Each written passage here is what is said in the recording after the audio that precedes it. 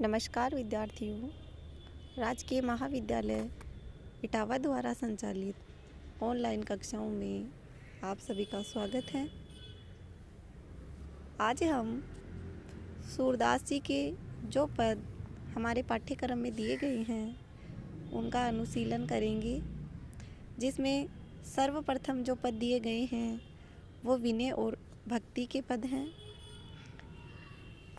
सूरदास जी पल्लवाचार्य जी के संपर्क में आने से पूर्व विनय और भक्ति के ही पद लिखा करते थे।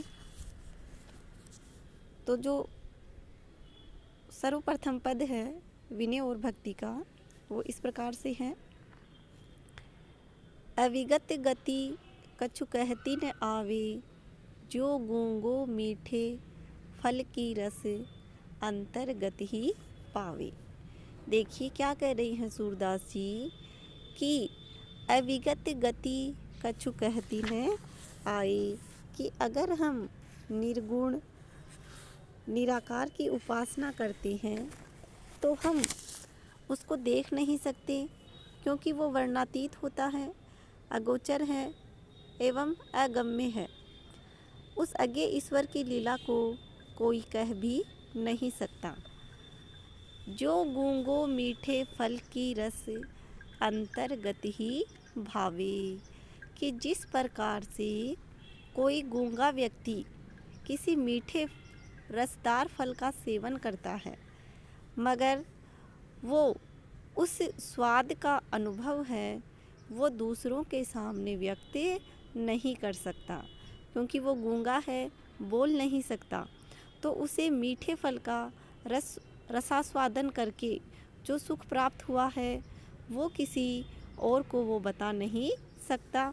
इसी प्रकार से निर्गुण ईश्वर की भक्ति होती है कि निर्गुण ईश्वर की भक्ति करने में हमें आनंद की प्राप्ति तो होती है, लेकिन हम उस आनंद का जो वर्णन है वो किसी दूसरे के सामने नहीं कर सकते। परम स्वाद सब ही जो निरंतर अमित तोष उपजावे, मन वाणी को अगम अगोचर सो जाने जो पावे। कि जिस प्रकार से स्वादिष्ट पदार्थ सभी को अपार सुख प्रदान करते हैं और मन में परम संतोष उत्पन्न करते हैं, उसी प्रकार से वह निराकार ब्रह्म है, सबके लिए सुखदायक और आनंदकारी है, परंतु वह मन और वाणी से अज्ञात और अगोचर है। जो इसका पूर्ण ज्ञान रखता है, जानता है, वही उसका साक्षात्कार कर सकता है। वैसे भी उस निराकार ब्रह्म का न तो कोई रूप होता है न कोई रेखा होती है। जैसा कि आगे उन्होंने कहा है, रूप रेख गुण जाति जुगति, बिनु निरालंब मन चक्रित धावे, सब विधि अगम विचार ही, तातो सुर सगुन लीला पद गावे। कि उस निर्गुण ब्रह्म की ना कोई रेखा होती है, ना कोई आकार होता है, ना ही उसका कोई रूप होता है, न कोई जाति होती है, और उसे प्राप्त करने की जो युक्ति है, जो उपाय है, वो भी सरल और स्पष्ट नहीं है। अतः भक्त का मन बिना अवलंब के चक्र की तरह इधर उधर भटकता रहता है, अथवा वह भ्रमित बना रहता है, परंतु उस मन निराकार ईश्वर को नहीं जान पाता है। सूरदास जी आगे कहते हैं कि इस तरह से स्पष्ट है कि निर्गुण ब्रह्म सब तरह से अगम्य और अगोचर है, मगर उसकी जो भक्ति है वो अत्यधिक जटिल होती है। इसलिए मैं सब तरह से ज्ञात एवं सुपरिचित सगुण साकार ईश्वर श्री कृष्ण के लीला के पदों का ज्ञान करता हूँ। सगुण भक्ति की सरलता व सरसता तथा निर्गुण भक्ति की जटिलता और नीरसता का बड़ा ही सुंदर चित्रण सूरदास जी ने किया है। इसमें सगुण भक्ति करने का भाव भी व्यक्त हुआ है। इस पद में अनुप्रास और काव्य लिंग अलंकारों का प्रयोग बहुत ही सुंदर तरीके से कवि ने भावानुरूप तरीके से किया है। अगला पद देखिए, जा पर दीनानाथ ढरे, सोई कुलीन बड़ो सुंदर सोई, जिह पर कृपा करे। राजा कौन बड़ो रावण ते, गर्व ही गर्व करे। कौन विभीषण रंक निशाचर, हरि हंसी छत्र धरे। इस विनय और भक्ति के पद में सूरदास जी ने बतलाया है कि जिस पर ईश्वर की कृपा हो जाती है वह सदा सुखी रहता है। ईश्वर की कृपा से बड़ों बड़ों का उद्धार हुआ है, परंतु जो उनकी कृपा से अहित होता है उसका भी उन्होंने यहाँ पर वर्णन किया है। कृष्ण काव्य धारा के प्रतिनिधि कवि और भक्त कवि सूरदास जी कहते हैं कि जिस पर दीनानाथ अर्थात भगवान दया करते हैं, द्रवित हो जाते हैं, सोई कुलीन बड़ो सुंदर सोई, जिह पर कृपा करे, कि वही वास्तव में अच्छे कुल में उत्पन्न माना जाता है। जिस पर भगवान कृपा करते हैं वही बड़ा सुंदर रूप वाला होता है। कौन विभीषण रंक निशाचर, हरि हंसी छत्र धरे, कि विभीषण के अलावा अनाथ गरीब राक्षस कौन था, परंतु ईश्वर की कृपा से वह लंका का राजा बन गया। अर्थात भगवान राम की कृपा से उसने राज छत्र धारण किया। रावण से बड़ा शक्तिशाली राजा कौन था, लेकिन भगवान ने उसे समाप्त कर दिया, उसके गर्व को समाप्त कर दिया, क्योंकि उस पर भगवान की कृपा नहीं थी। रंकव कौन सुदामा हूँ, ते आपू सम्मान करे, अधम कौन है अजामिल ते, जम तह जात डरे, कि इस संसार में सुदामा से बढ़कर गरीब कौन था, मगर उसे भगवान ने प्रचुर मात्रा में वैभव दिया और सम्मान दिया और उसे सम्मान का अधिकारी बनाया। अजामिल से अधिक पापी कौन था, परंतु भगवान ने दया करके उसे बचाया और यमराज भी उसके पास जाने से डरने लगा।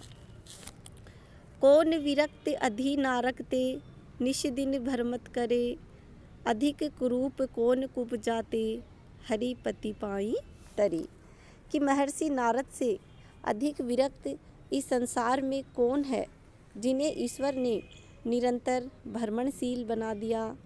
शंकर से बड़ा योगी कौन हो सकता है, परंतु उन्हें भी काम ने छला और वे भी कामनाओं से आसक्त हो गए।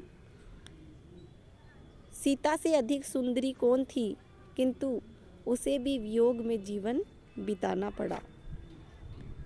परंतु भगवान की ऐसी प्रवृत्ति तथा स्वभाव की गतिमति को कोई नहीं जानता कि कब वे किस रस के रसिक बनकर द्रवित हो उठें। और सूरदास कहते हैं कि भगवान के भजन के बिना जीव को बार बार जठराग्नि की ज्वाला में जलना पड़ता है। भाव यह है कि भगवान की कृपा के बिना जीव को सांसारिक आसक्ति, माया, मोह एवं जन्म मरण के चक्र से छुटकारा नहीं मिलता है। इस पद में विविध उदाहरणों को प्रस्तुत कर सूरदास जी ने भगवान की भक्त वत्सलता बतलाते हुए उनकी भक्ति आराधना का उपदेश देकर बताया है कि ईश्वर की कृपा हो जाने पर संसार से सहज में मुक्ति मिल जाती है। अनुप्रास और यथासंख्य अलंकार का सुंदर प्रयोग हुआ है। अगला पद देखिए। आजू हो एक एक टरी हो, के तुम ही के हम ही माधो, अपने भरोसो लरी हो। सूरदास जी कहते हैं कि हे प्रभु, आज तो मैं एक एक पाप को क्षमा करा लेने का वचन लेकर ही टरूंगा यानी हटूंगा। के तुम ही के हम ही माधो, अपुन भरोसो लरी हो, कि मैं आज पूरा हिसाब लेकर रहूँगा।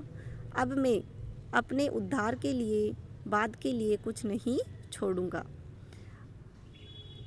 या तो आज आप जीतेंगे या फिर मैं जीतूंगा। हो तो पतित सात पीढ़िन को पतिते हवे निस्तारी हो। कि मैं ये लड़ाई किसी की सहायता न लेकर अपने बल के भरोसे पर अपनी लड़ाई लड़ूंगा। आगे सूरदास जी अनुनयपूर्वक कहते हैं कि मैं अपने उद्धार के लिए आज आपसे अपना पूरा बल लगाकर सारे पापों के बारे में कह दूंगा और आपसे उद्धार करने के लिए जोर देकर कहूँगा। और आप यह भी ध्यान रखना कि मैं कोई छोटा मोटा पापी नहीं हूँ। मैं 7 पीढ़ियों से पाप कर्म करता आ रहा हूँ। अब हो उगरी नचो चाहत हो, तुम्हें बिरद बिन करियो। कि ऐसा पापी होकर भी आज मैं आपसे उद्धार कराऊंगा। आज मैं अपना पक्ष प्रस्तुत करने में कोई संकोच न कर साफ साफ बात कहूँगा। कत अपनी प्रतीति नसावत में पायो हरी हीरा। सुरपतित तब ही उठी है प्रभु जब हंसी देहो बीरा। आप देख लीजिए कि मेरे इतने अधिक पाप आप क्षमा न कर सके, मेरा उद्धार न कर सके, तो आपका पतित पावन कहे जाने का यश समाप्त हो जाएगा। फिर आप अपने इस यश को क्यों खोना चाहते हो? मैंने तो आपके रूप में हीरा प्राप्त कर लिया है। मेरे लिए आपसे अधिक महत्वपूर्ण कुछ भी नहीं है। सूरदास जी कहते हैं कि मैं पापी अब तभी यहाँ से उठूँगा जाऊँगा जब आप हंसकर खुशी से मुझे मेरे उद्धार का वचन दे देंगे और मेरे उद्धार का बीड़ा उठा लेंगे। यहाँ पर सूरदास जी ने कृष्ण के प्रति सखे भाव की भक्ति की है। इसी कारण कृष्ण से वे अपने उद्धार के लिए इस प्रकार का विनम्र हट करते हैं। अनुप्रास और काव्यलिंग अलंकारों से प्रस्तुत पद को सजाया गया है। इस प्रकार से आज हमने विनय और भक्ति के पद पढ़े हैं। आगे भी विनय और भक्ति के पद पढ़ेंगे, मगर आज के इस वीडियो में इतना ही। धन्यवाद।